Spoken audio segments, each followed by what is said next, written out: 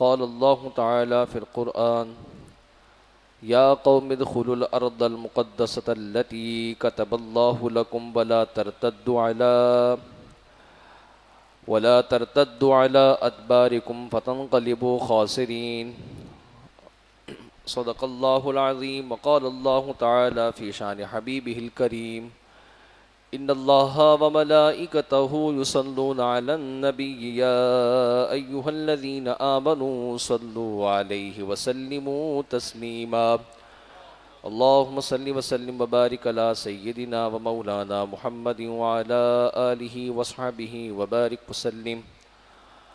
مولاي صل وسلم دائما أبدا على حبيبك خير الخلق كلهم هو الحبيب الذي ترجى شفاعته لكل حول من الأحوال مقتحم. يا رب بالمصطفى بلغ مقاصدنا واغفر لنا ما بدا يا باسع الكرم. ثم ارضنا عن أبي بكر وعن عمر وعن علي وعن عثمان ذي الكرم. يا صاحب الجمال ويا سيد البشر من وجهك المنير لقد نور القمر. لا يمكن الثناء كما كان حقه بعد خدا بزرگته قصة مختصر. سبحان ربك رب العزة عما يصفون وسلام على المرسلين والحمد لله رب العالمين.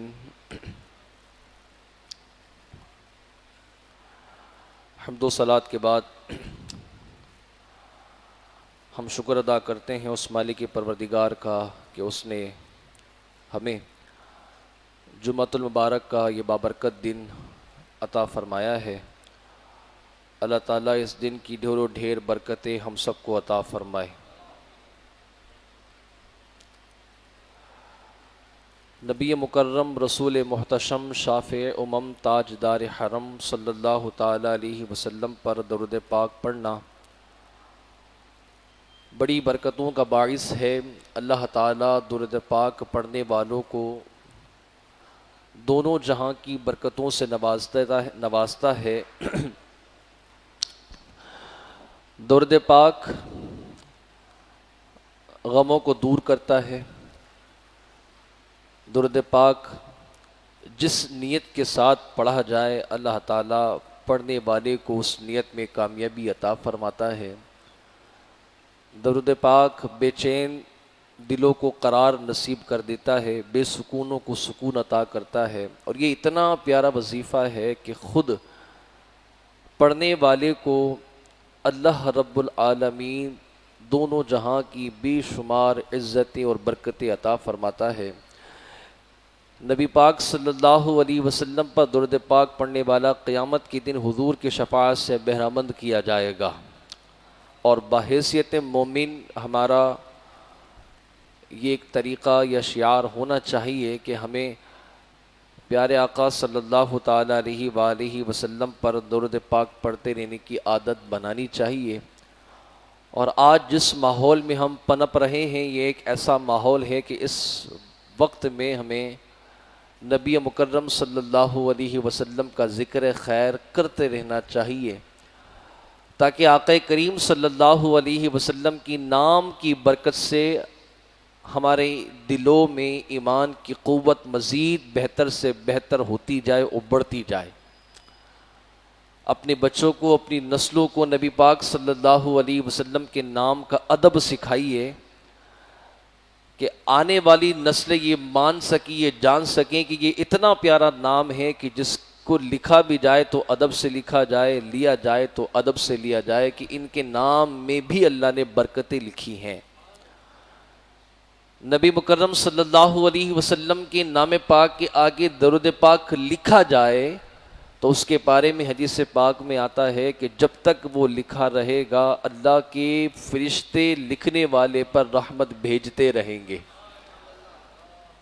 تو جن کے نام کے آگے درود پاک لکھنے کی یہ برکت ہے تو جو ان کے نام کو بطور محبت سے لینے کے بعد درود پاک پڑھنے کا عادی ہوگا تو اللہ تعالیٰ اس کو کتنی برکتیں عطا فرمائے گا۔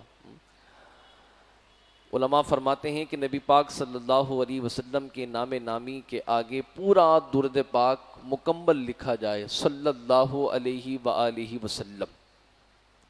اس کو مخفف کر کے لکھ دینا یعنی صاد بنانا یا سلام لکھ دینا، یاد رکھیے حضور کے نام کے آگے یہ حرام ہے، اور توہین کی غرض سے لکھا جائے تو پھر یہ کفر بھی ہے۔ اور جس نے نبی پاک صلی اللہ علیہ وسلم کے درود پاک کی یہ تخصیص نکالی تھی اور اس کو مخفف کیا تھا، اللہ تعالیٰ نے بطور سزا کہ اس کے ہاتھ کو خراب کر دیا تھا۔ شیخ عبدالحق محدث دہلوی رحمۃ اللہ تعالیٰ علیہ کی حکایت نقل کرتے ہیں کہ ایک بہت بڑے اللہ کے ولی وہ نبی پاک صلی اللہ علیہ وسلم کا جب نام لکھتے تھے تو اس کے آگے درود پاک نہیں لکھتے تھے، وہ کتابیں بھی لکھتے ہیں، وہ کاتب تھے، مصنف تھے۔ تو حضور صلی اللہ علیہ وسلم جان عالم ایک مرتبہ خواب میں ان کے آئے تو آقا کریم صلی اللہ علیہ وسلم نے اپنے چہرہ رحمت کو ان کی طرف سے پھیرا ہوا تھا،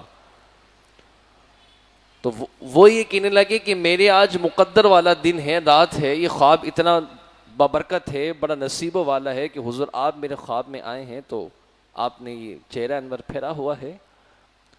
تو پتہ یہ لگا کہ حضور فرما رہے ہیں کہ تم ہمارا نام لکھتے ہو مگر نام کے آگے درود پاک نہیں لکھتے، یہی بات تمہاری ہمیں ناپسند ہے۔ پھر وہ خواب سے بیدار ہوتے ہیں اور وہ درود پاک جتنے بھی کتابوں میں جہاں جہاں حضور کا نام لکھا ہوتا ہے وہ سب جگہوں پر حضور کے نام کے آگے درود پاک لکھنا شروع کر دیتے ہیں۔ جب وہ سارے ناموں پر جتنی بھی جگہوں پر انہوں نے حضور کا نام لکھ دیا ہوتا ہے اور وہ درود پاک لکھ دیتے ہیں تو نبی پاک صلی اللہ علیہ وسلم پھر خواب میں آ کے اپنا چہرہ انور کی انہیں زیارت کرواتے ہیں۔ تو یہ درود پاک کی برکت ہے۔ آپ اپنے بچوں کی تعلیمی نصاب میں دیکھا کریں ان کی کتابوں میں کہیں ایسا تو نہیں ہے کہ پرنٹنگ پریس والوں نے حضور کے نام نامی کے آگے کہیں صاد لکھ دیا ہو یا سلام لکھ دیا ہو، یا آپ کے بچے اسکول کالجز میں پڑھ رہے ہوں تو ٹیچر کی دیکھا دیکھ، کیونکہ ٹیچروں کو بھی نہیں پتہ ہوتا، علم نہیں ہوتا، وہ لوگ بھی جب لکھوا رہے ہوتے ہیں تو حضور کے نام کے آگے صاد لکھ دیتے ہیں، چھوٹا سا بنا دیتے ہیں یا سلام لکھ دیتے ہیں۔ تو کہیں آپ کے بچے بھی اس چیز کی عادت نہ ہو تو آپ دیکھیں، ان کو سمجھائیں کہ بیٹا یہ حضور صلی اللہ علیہ وسلم کے نام نامی کے آگے تخفیف کرنا، اس کو مخفف کر دینا، درود پاک کو چھوٹا کر کے لکھنا یہ حرام ہے۔ اپنے بچوں کو اس گناہ سے بچائیں اور کوشش کیجئے کہ انہیں پورا نام نامی حضور صلی اللہ علیہ وسلم کا محبت کے ساتھ لکھنے کی تعلیم دیجئے کہ حضور صلی اللہ علیہ وسلم کی ادب، آپ علیہ الصلوۃ والسلام کی محبت ہی در حقیقت میں زندگی کی ایک سب سے بڑی کامیابی کا راز ہے۔ اور ہم نے اپنے اندر بھی حضور جان عالم صلی اللہ علیہ وسلم کی اسی محبت کے راز کو اجاگر کرنا ہے اور اپنے نسلوں کے سینوں میں داخل کرنا ہے تاکہ وقت انہیں یہ بات سمجھا سکے کہ زندگی کا سب سے بڑا حاصل جو ہے مومن کے لیے وہ حضور صلی اللہ علیہ وسلم کی عزت اور محبت ہی ہے، اور کوئی ان کے ایمان کو کمزور نہ کر سکے۔ وہ اپنے نبی کی غیرت اور عزت کے آگے اتنے مضبوط ہوں کہ جہاں حضور صلی اللہ علیہ وسلم کی ذات پاک کی تو بات دور ہے، حضور صلی اللہ علیہ وسلم کی نام کی بھی بات آئے تو وہ ادب سے لینا بھی جانتے ہوں، ادب سے لکھنا بھی جانتے ہوں۔ یہ آپ کی ذمہ داری ہے، یہ ہماری ذمہ داری ہے۔ اللہ تعالیٰ مجھے اور آپ کو حضور صلی اللہ علیہ وسلم پر ہر دم درود پاک پڑھنے کی توفیق عطا فرمائے۔ محبت کے ساتھ پڑھیے، اللہم صلی وسلم وبارک علی سیدنا و مولانا محمد وعلی آلہ وصحبہ وبارک وسلم، صلاۃ و سلام علیک یا سیدی یا سیدی یا رسول اللہ۔ آج جو ایک وقت ہمارے پاس چل رہا ہے، جس وقت سے ہم گزر رہے ہیں، تو عالمی طور پر دیکھا جائے تو اس وقت ایک ظلم و بربریت کی لہر مسلمانوں کے درمیان جاری ہے، اور کفر کی یلغار نے ہر طرف سے مسلمانوں کو جکڑا ہوا ہے، اور مسلمان اپنی ساخت، اپنی طاقت، اپنی ہیبت، ہر لحاظ سے کمزوری کا شکار نظر آتے ہیں۔ اور گویا ایسا لگ رہا ہے کہ آج ہم نے اپنے ہی مسلمان بھائی کو ایک تشت میں سجا کے کافروں کے سامنے رکھ دیا ہو اور کہہ دیا کہ بھائی جس طرح چاہے آپ اس کے ساتھ کر لیں. تو کوئی اس کی ٹانگیں کاٹ رہا ہے, کوئی اس کے ہاتھ کاٹ کے لے کے جا رہا ہے, کوئی اس کی زندہ جسم سے کھال نوچ رہا ہے, کوئی اس کی آنکھیں نوچ کے لے کے جا رہا ہے. اور آج ہم کیا کر رہے ہیں؟ دیکھیں, ہم نے جب سجا کے دیا تو آج ہم کیا کر رہے ہیں؟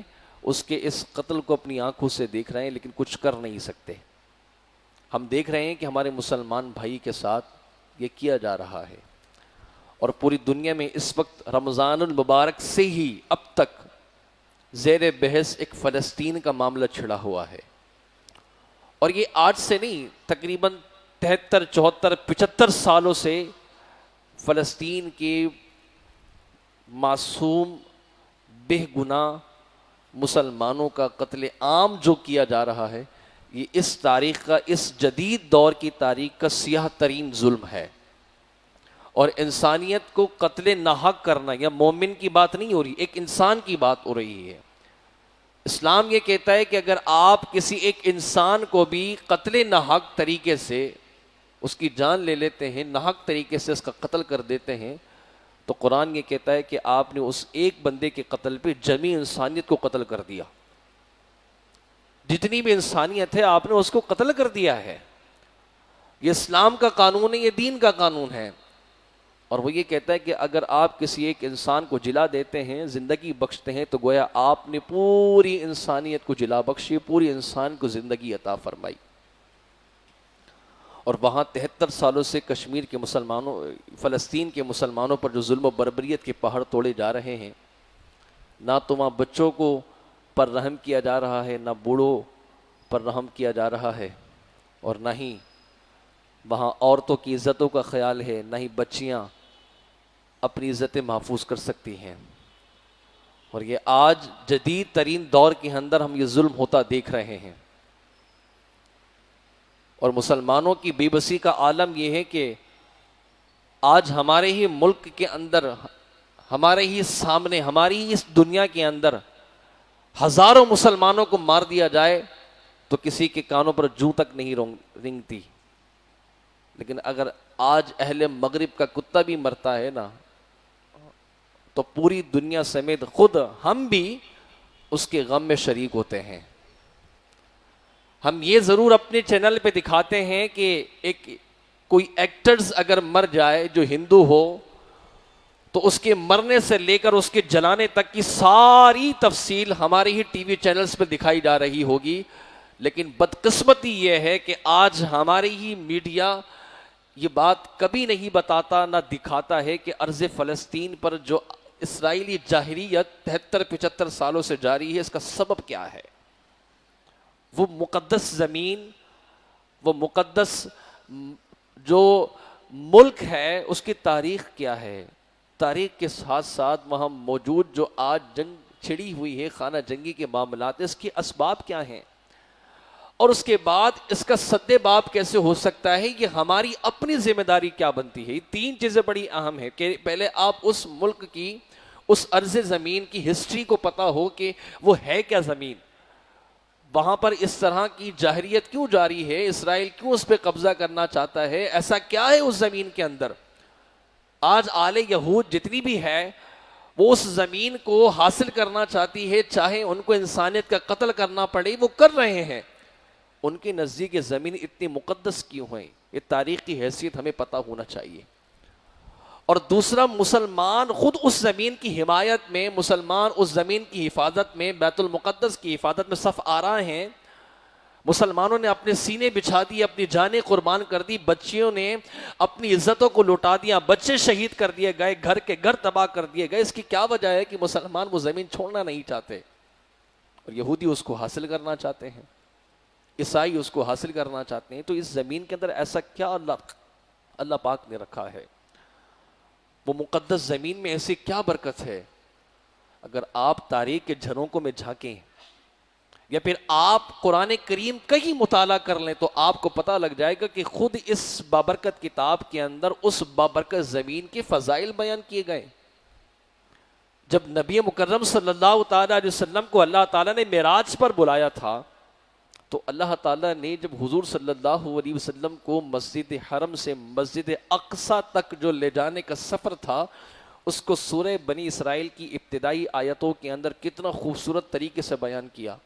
سبحان الذی اسری بعبدہ لیلا من المسجد الحرام الی المسجد الاقصی.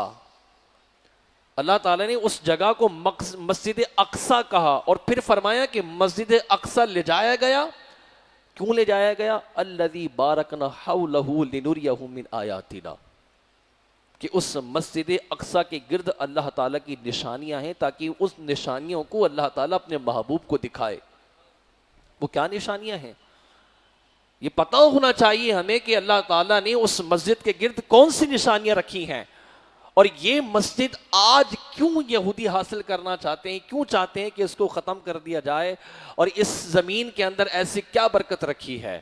یہ تاریخی حصہ ہے، پس منظر ہے، اور ہمیں یہ چیزیں پتہ ہونا چاہیے کہ ہماری اس سرزمین کے لیے کیا محبتیں، کیا عقیدتیں، کیا ذمہ داری ہونی چاہیے.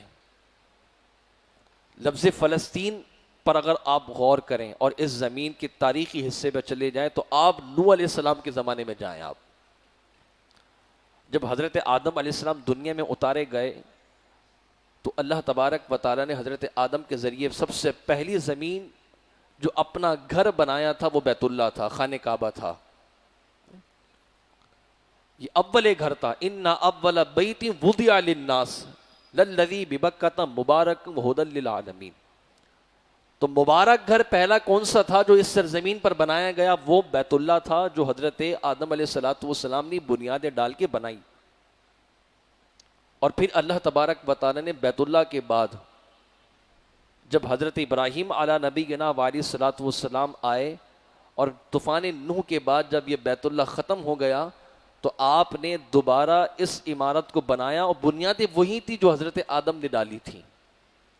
بنیاد وہی تھی جو حضرت آدم نے ڈالی تھی، لیکن حضرت ابراہیم نے اسی بنیاد پر ایک عمارت کھڑی کی تھی. یہ حضرت ابراہیم نے کی، اور اس کو بنانے کے 40 سال کے بعد بیت المقدس کی بنیاد ڈالی گئی.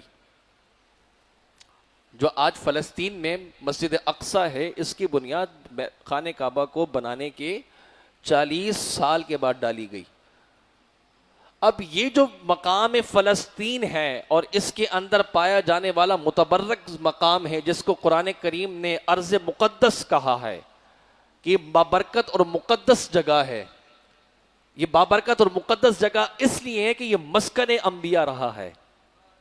اللہ تعالیٰ کے بیشتر انبیاء علیہم السلام اسی جگہ مبعوث کیے گئے. خود حضرت ابراہیم علیہ السلام عراق سے ہجرت فرما کے اسی جگہ فلسطین آئے تھے، اور فلسطین کے مغربی ایریا میں لبنان پڑتا ہے تو وہاں حضرت لوط علیہ السلام تھے جو حضرت ابراہیم علیہ السلام کے بھتیجے تھے.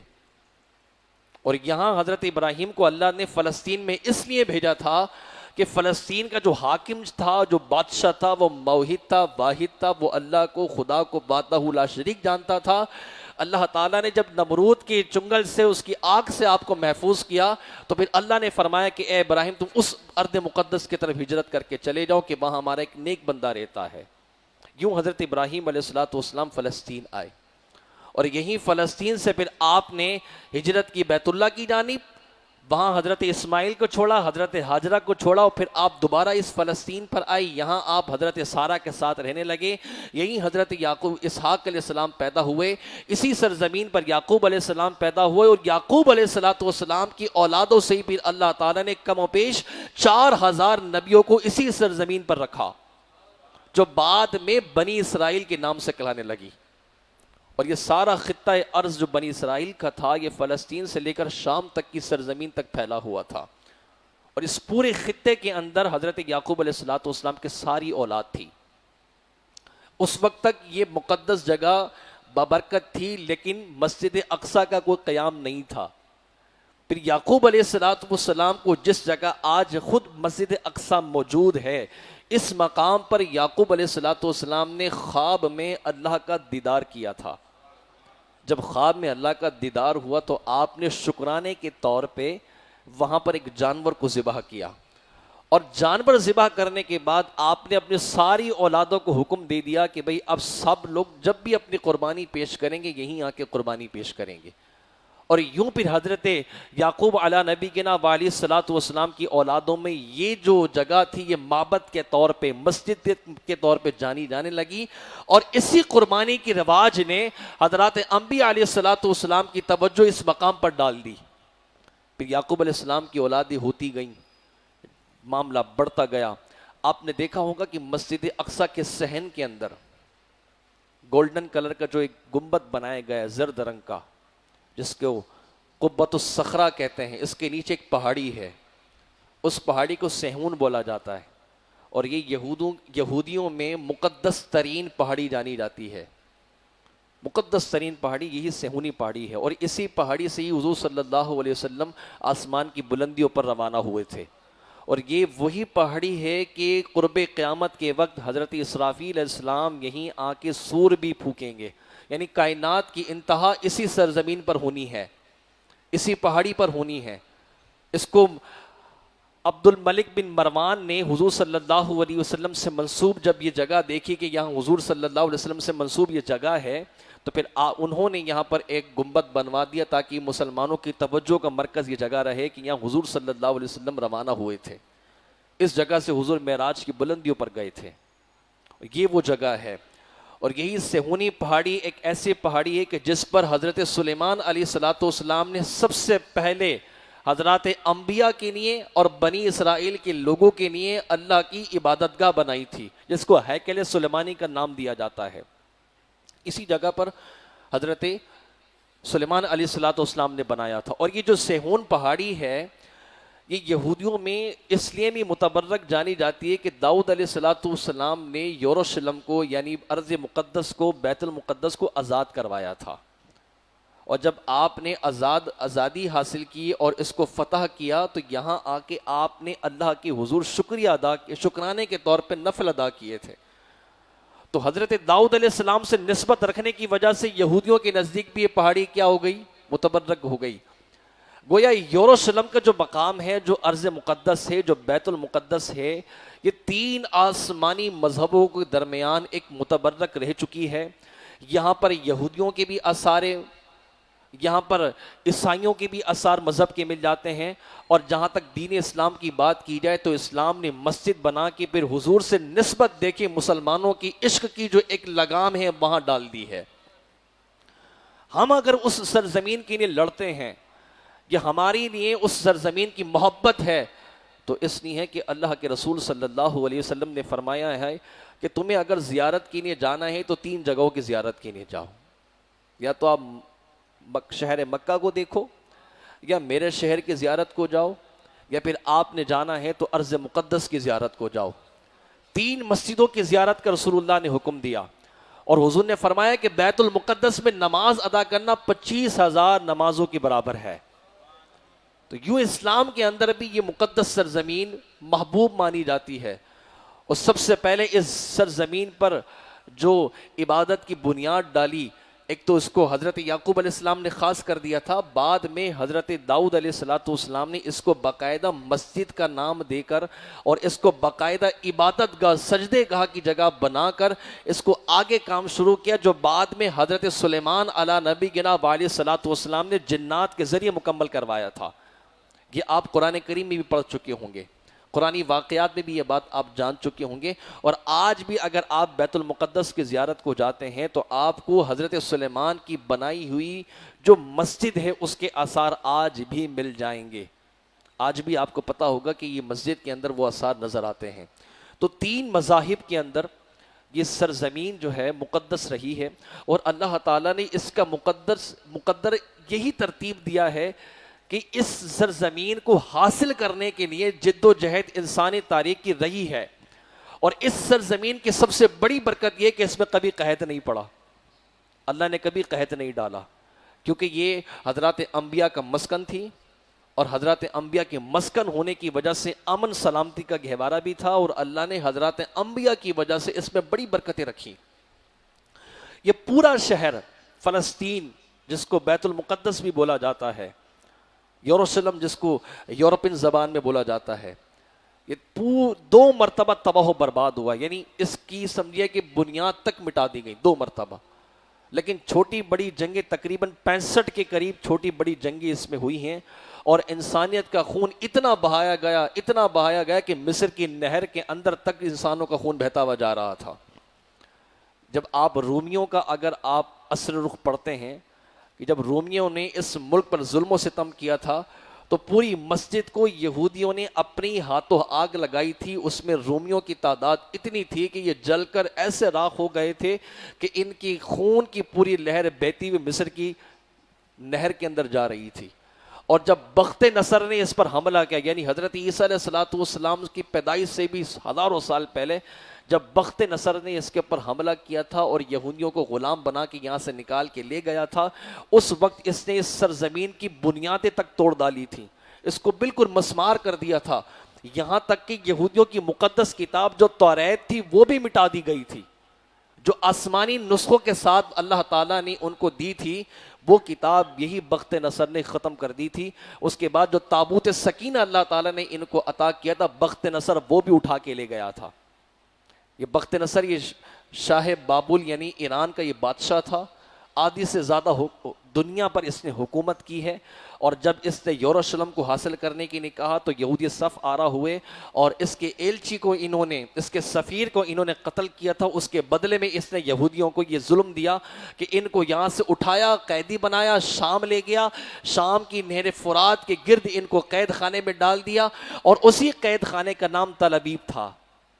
اور یہی تل ابیب نام منسوب کر کے اسرائیل نے اپنا گریٹیئر جو ان کا علاقہ ہے، جو ان کا دارالخلافہ ہے، اس کو تل ابیب کہا جانے لگا. یہ وہیں سے نام اٹھا کے انہوں نے وہاں ڈالا.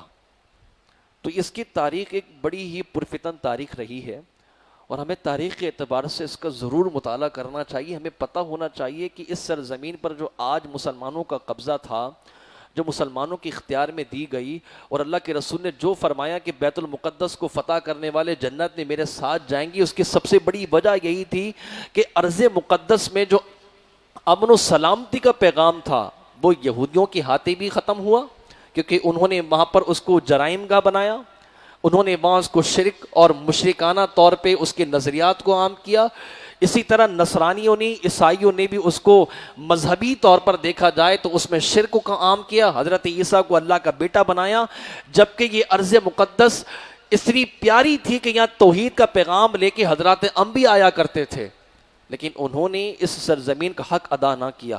جس طرح حضور علیہ الصلوۃ والسلام نے فتح مکہ کیا اور مکہ کی دیواروں سے لے کر اس کی چھتوں تک سے سارے بت توڑ کے باہر نکال دیے، اور اس کی جو روحانیت تھی وہ نبی کریم علیہ الصلوۃ والسلام نے عطا فرمائی، ایسے ہی اس ارض مقدس کی روحانیت کو عیسائیوں نے بھی ہمیشہ ختم کیا شرک کے ذریعے، اور یہودیوں نے بھی ظلم و ستم اور کفر کے ذریعے اس کی روحانیت کو ختم کیا. اللہ تعالیٰ نے مسلمانوں کی ذمہ داری لگائی ہے کہ تم نے اس کو امن و سلامتی کا گہوارہ بنانا ہے. جب تاریخ نے دیکھا کہ حضرت عمر رضی اللہ تعالیٰ اس سرزمین پر پہنچے تھے تو جتنے عرصے مسلمانوں کے پاس یہ زمین رہی، یہ امن کا گہوارہ بھی رہی، سلامتی کا گہوارہ بھی رہی.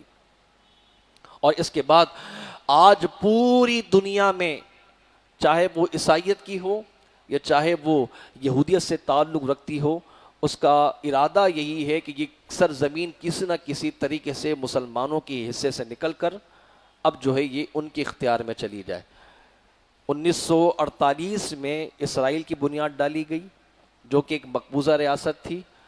جب جنگ عظیم دوم ہوئی اور ہٹلر کا پورا ایک سلسلہ چلا، اور تو یہ سارے لوگ ہجرت کر کر کے اس فلسطین میں آنے لگے، اور یہاں آنے کی وجہ ان کی یہی بنی تھی کہ کہتے ہیں کہ یہ ہمارے آبا و اجداد کا علاقہ ہے، یہ ہمارے خاندانی علاقہ ہے، یہاں سے ہمارا حسب بھی چلا، ہمارا نسب بھی چلا، ہم بنی اسرائیل کی اولاد ہیں، ہم یہودی ہیں، ہماری عقیدتیں، ہماری محبتیں، ہمارا حسب نسب یہیں سے جڑا ہے. اس لیے وہ سارے کے سارے پلٹ کے اس سرزمین پر آنے لگے. لیکن یہاں آنے کا نتیجہ کیا ہوا کہ جب مسلمانوں نے ان کو یہاں رہنے کے لیے پناہ دی تو بعد میں ہی انہوں نے اپنی جگہ بنا کر مسلمانوں سے یہ اختیار چھیننا شروع کیا. ایک وقت اب یہ بھی آ چکا ہے کہ جو سرزمین مسلمانوں کے اختیار میں تھی آج وہ 1 گنا بچی ہے، 3 گنا ان کے پاس چلی گئی ہے. کچھ ہماری خارجہ پالیسیاں جو بڑی ہی نازک اور بڑے ہی سمجھیے کہ ظالمانہ طریقے سے دکھائی گئیں. کچھ عالمی طاقتیں تھیں، کچھ بیرونی طاقتیں تھیں کہ جنہوں نے پورا پلان ترتیب دے کے اس سرزمین کو سجا کر یہودیوں کے ہاتھ میں دے دیا گیا. تو یہ تاریخ کا ایک بڑا بھیانک جرم ہے. اور آج پوری دنیا میں دیکھا جائے، آج پوری دنیا میں اگر ہم دیکھتے ہیں تو پوری دنیا کے اندر جہاد جیسے کانسیپٹ کو، اس کے نظریے کو مسلمانوں کے ذہنوں سے نکالا گیا اور یہ داخل کیا گیا کہ بھائی جہاد ایک ایسا وصف ہے یا ایسا عمل ہے جو انسانیت کا قتل کر دیتا ہے، امن کو تباہ کر دیتا ہے، برباد کر دیتا ہے. اور جہاد کے بارے میں ہمارے بچوں کی تعلیمی نصاب سے لے کر ہماری اپنی ہی حلقہ احباب میں ایسی گفتگو کی گئی کہ آج ہم مجاہد کو ہی اور جہاد کو ہی دہشت گردی سمجھنے لگے، اور ہمارے ہی سامنے انہیں کے کارندے بھیجے ہوئے سکھائے ہوئے انہیں کے پال پوس کر مجاہد کے نام پہ دکھائے گئے، جنہوں نے پوری دنیا میں ایسا ظلم و ستم بربریت کیا کہ دنیا چیخ اٹھی کہ مسلمان تو دہشت گرد ہے، اسلام تو دہشت گردی کا مذہب ہے. آج اگر ہمارے پاس جہاد فی سبیل اللہ ہوتا، آج ہمارے اپنے مجاہدین ہوتے، آج اگر ہمارے پاس اپنی طاقت ہوتی، اپنی حکومت ہوتی، تو مجان نہیں ہوتا کیونکہ فلسطین کی کسی بچی کے سر سے بھی کوئی اسکارف کھینچ پاتا. اس کی جان لینے کی تو بہت دور کی بات ہے. آج ممبر و محراب سے بھی اگر کوئی جہاد کی بات کر دیتا ہے تو ہم کہتے ہیں کہ دیکھا بھائی مولوی صاحب جہاد کی باتیں پڑھا رہے ہیں، ہمارے بچوں کو بگاڑنے، دہشت گردی کا. جبکہ جہاد یہ امن کا پیغام تھا، جہاد صلح کا پیغام تھا، جہاد حق کا پیغام تھا، جہاد اللہ تعالیٰ کے قانون اور نظام کو نافذ کرنے کا پیغام تھا. اگر جہاد ہی قتل انسانیت کی بات ہوتی تو فتح مکہ کے بعد کوئی کافر نہیں بچتا جناب. فتح مکہ کے بعد پھر کوئی کافر نہیں بچتا. نبی پاک صلی اللہ علیہ وسلم اسی وقت کافروں کو مارنے کا حکم دے دیتے تو یہ کفر سے دنیا پاک ہو جاتی. لیکن جہاد کا مطلب صرف کافر کو مارنا نہیں تھا، جہاد کا مطلب تھا حق کو قائم کرنا، جہاد کا مطلب تھا قانون کو قائم کرنا. اگر جہاد ہی مسلمانوں انسانیت کا قتل ہوتا تو جب فلسطین کو حضرت عمر نے حاصل کیا تو فلسطین کی سرزمین پر نہ تو کوئی یہودی بچ پاتا نہ کوئی عیسائی بچ پاتا. جب حضرت عمر رضی اللہ تعالیٰ جس وقت اس سرزمین پر داخل ہوئے تھے، وہ واقعہ بھی بڑا تاریخی پہلو ہے. مسلمانوں کے پاس یہ حاصل آیا تھا، 16 ہجری میں مسلمانوں نے اس کو فتح کر لیا تھا. حضرت عمر بن عاص کو جرنیل بنا کے، سپہ سالار بنا کے آپ نے اس جنگ کی طرف روانہ کیا تھا، اور بڑے بڑے صحابہ موجود تھے، کیونکہ فلسطین کا جو مسئلہ تھا بیت المقدس کا، یہ عام مسئلہ نہیں تھا. حضرت عمر رضی اللہ تعالیٰ نے حضرت عمر بن عاص کو بھیجا، حضرت امیر معاویہ کو بھیجا، حضرت ابو عبیدہ بن جراح کو بھیجا، حضرت عبد الرحمن بن عوف کو بھیجا. یہ سارے صحابہ اس کی فتح کینے چلے گئے تھے، اور محاصرہ اتنا طویل ہو گیا تھا کہ مسلمان عیسائیوں سے تھک رہے تھے، عیسائی مسلمانوں سے تھک رہے تھے. لیکن جب مسلمانوں کے پائے استقلال کو دیکھا اور ان کے سیاسی بصیرت کو دیکھا تو پھر انہوں نے ایک شرط رکھ دی کہ ٹھیک ہے ہم پیچھے ہٹ جاتے ہیں، ہار مان لیتے ہیں. وجہ اس کی ایک بنے گی، وجہ یہ ہے کہ ہم نے تمہارے امیر کے ہاتھ میں اس کی چابیاں دینی ہیں، کیونکہ یہ امن والا مقام ہے، یہ امن والا شہر ہے، یہ مقدس مقام ہے، اس کے حوالے ہم یہ چابیاں عطا کریں گے. تو حضرت ابو عمر بن عاص نے خط لکھ کے بھیجا کہ حضور آئیے، اس کی آزادی، اس کے فتح کی تاریخ تو آپ کے ہاتھوں میں ہے، آپ جس دن آ جائیں گے اس دن فتح ہو جائے گا. یہ حضرت عمر رضی اللہ تعالیٰ عنہ کو حضرت عمر بن عاص نے خط لکھ کر بھیجا تھا. اور حضرت عمر بن عاص کو منتخب کرنے کی سب سے بڑی وجہ یہی تھی، یہ مصر کے فاتح بھی تھے، لیکن فلسطین کے لشکر کشی میں بھیجنے کی حضرت عمر کو سب سے بڑی وجہ یہ بنی تھی کہ یہ سیاسی بصیرت کے بڑے کامل انسان تھے. تمام صحابہ کے اندر سیاسی بصیرت ان کی بڑی کمال کی تھی. حضرت عمر بن عاص کو سیاس العرب کہا جاتا تھا، یعنی کہ عرب کو سیاست دان. اور اس وقت فلسطین کے اندر جو رومیوں کی طرف سے جرنیل منتخب کیا گیا تھا اس کا نام تھا ارطون، اور یہ اتنا ماہر سیاست تھا کہ پوری روم سلطنت کو یہ چلاتا تھا.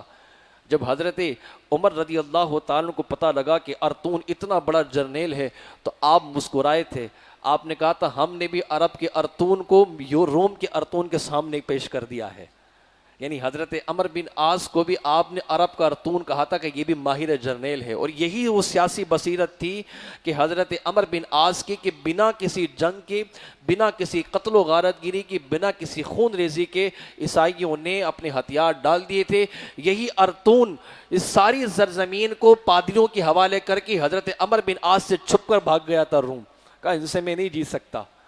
تو یوں حضرت عمر رضی اللہ تعالیٰ جب اس سرزمین کو فتح کرنے کے لیے آئے، اور آپ نے جب دیکھا کہ یہ ارض مقدس، ارض پاک اتنی بابرکت ہے کہ اللہ تعالیٰ کے نبی علیہ الصلوۃ والسلام یہاں آئے تھے، اور پھر آپ نے اس کو فتح کرنے کا جب ارادہ کیا اور وہاں سے قافلہ لے کر چلے، تو آپ پہلے بیت المقدس نہیں گئے تھے، آپ مقام جبابہ پر رکے تھے، وہاں پوری صحابہ کی مشاورت تھی، وہاں آپ نے صلح نامے ترتیب دیا، صلح نامے ترتیب دینے کے بعد پھر آپ ارض مقدس کی طرف گئے۔ اور یہ پورا ایک منظر تاریخی حیثیت سے دیکھا جائے تو حضرت عمر رضی اللہ تعالیٰ کو جب اس سفر نامے پر بھیجا گیا کہ حضرت آپ جائیے اور اس کو اٹھائیے اور لے کے آپ آئیے اور اس کو فتح آپ کے ہاتھوں کر دی جائے گی، تو حضرت عمر کے بارے میں حضرت امیر معاویہ فرماتے ہیں کہ جب آپ مقام جبابہ پر آ رہے تھے تو ہم یہ دیکھ رہے تھے کہ آپ کا غلام اونٹنی پر تھا اور آپ اونٹنی کی مہار پکڑے ہوئے تھے اور آپ قرآن کریم پڑھ رہے تھے، اور وہاں جب پہنچے تو سورۃ الناس آخری تھی۔ پتہ لگا کہ سفر کی ابتدا میں دونوں نے طے کر لیا تھا کہ آدھے راستے تم بیٹھو گے میں اونٹ چلاؤں گا، آدھے راستے میں بیٹھوں گا تم اونٹ چلاؤ گے۔ اور جب آپ اس سرزمین پر پہنچے تو تاریخ نے دیکھا کہ جس سرزمین پر بڑے بڑے جابر ظالم قسم کے بادشاہ آئے، انسانیت کی خون ریزی کی، انسانیت کا قتل کیا، کوئی عدل نہیں، کوئی انصاف نہیں، تو اسی سرزمین پر رہنے والوں نے یہ بھی دیکھا کہ حضرت عمر جیسا بادشاہ بھی آیا تھا کہ جس نے امن و سلامتی کا پیغام وہاں جاری کیا۔ وہاں بتایا کہ مسلمانوں کی تاریخی حیثیت کیا ہے، اور جس اونٹنی پہ آپ آئے تھے، ابن کثیر نے بڑا پیارا منظر کشی کی، آپ فرماتے سادی سی اونٹنی تھی، سادہ سا کپڑا تھا، درختوں کی چھال تھی بطور تکیہ بنانے کے، اور جب آپ اونٹنی پر بیٹھے ہوئے تھے تو پاؤں بھی رکاب سے باہر تھے، پاؤں بھی رکاب میں نہیں ڈالے ہوئے تھے، اور دھول اور گرمی کی وجہ سے آپ نے امامہ بھی اتارا ہوا تھا، سر پہ ٹوپی بھی نہیں تھی، گویا آپ کی پیشانی دھوپ میں چمک رہی تھی، اور یہ آپ کی حالت، مطلب یہ آپ کا ایک سادہ لباس تھا۔ اور جب آپ شرائط ترتیب دے کے ارض مقدس کی طرف جانے لگے تو آپ کو حضرت عمر بن عاص نے دیگر اصحاب کرام کے ساتھ مل کر کہا کہ حضرت ایک آپ بہت بڑی فتح کی طرف روانہ ہو رہے ہیں، ہم یہ چاہتے ہیں کہ آج آپ ایک بہترین لباس پہن لیں۔ آپ نے فرمایا تھا کہ اللہ نے ہمیں عزت اسلام کی وجہ سے دی ہے، یہ عزت اللہ نے اسلام کی وجہ سے دی ہے، اور اسلام ایک ایسا مذہب ہے کہ جو سادگی میں بھی کامیاب ہے۔ آپ کی بات کا مقصد یہ تھا کہ سادگی ہی انسان کی سب سے بڑی کامیابی ہوتی ہے، لیکن چونکہ سیاست کا ماحول تھا، بات ذرا کچھ اور تھی، جب آپ کو سمجھایا اور باقاعدہ آپ کو قائل کیا گیا تو پھر آپ نے سفید لباس پہنا۔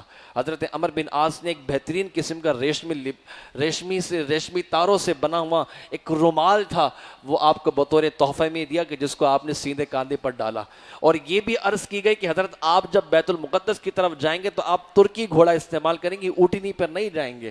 تو آپ اس پر بضد ہو گئے، کہا نہیں ترکی گھوڑے پہ نہیں جاؤں گا تو اونٹنی پہ یا تو پیدل۔ آپ نے کہا نہیں حضرت بات شان و شوکت کی ہے، بات ذرا وجاہت کی ہے، اب گھوڑے پہ بیٹھ جائیں۔ آپ نے کہا کوئی کم نسل کا گھوڑا لا دو، کہا نہیں ترکی گھوڑے پہ جانے، کیونکہ وہ عالی نسل کا تھا۔